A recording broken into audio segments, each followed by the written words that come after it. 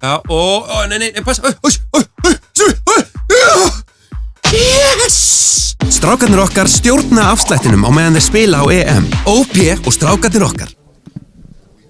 Guðjón, svona þegar þú ert búinn að sofa á þessum leik og kíkja kannski aðeins á hann, kannski einhverja frekari skýringar núna af hverju hlutirnir fóru eins og þeir fóru? Sömu skýringar á í gær, við vorum einfaldlega ekki nógu góðir.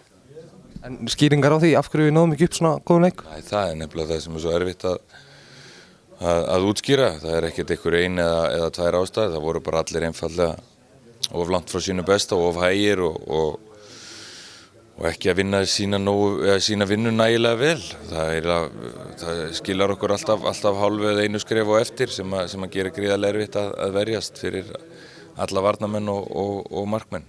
Hvernig var svona stemmingin í undirbúningnum fyrir leikinn? Voru einhver svona hættumerki í þessu þá? Ekki að mér fannst, nei. En nú náttúrulega leikur á morgun gegn Króatíu.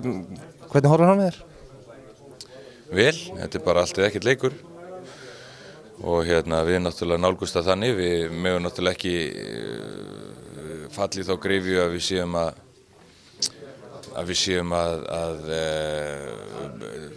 rífa okkur niður.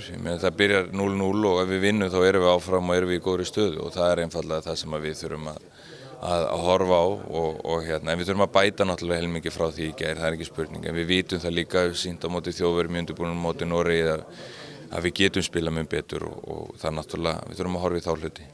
Kannski ansi áhugaverð staða í riðlinum, öllum með 2 stig og ef við vinnum og Norðmenn vinna þá skiptir þessi leikur í gær í raun engum máli? Nei, hárrétt, en við horfum ekki á hvað Norðmenn gera, við horfum á það sem við getum gert af því að það það eina sem við getum stjórnað.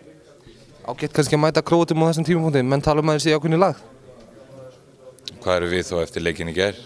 Það sem búið að vera að upplifa okkur kannski undanfara árið þessu? Já, en ég meina líka hjá þeim, þeir unnu Hvítrússa og dutta aðeins niður á móti Noregi, svo segir þetta bara áhugaverð staða, þannig að þetta snúið svo alla kanta bara eftir því hvorum megin eða á hvaða enda borðs maður situr eða við hvaða hlið borðsins maður situr, þannig að við horfum á okkur og einbeitum okkur, það er það eina sem við getum.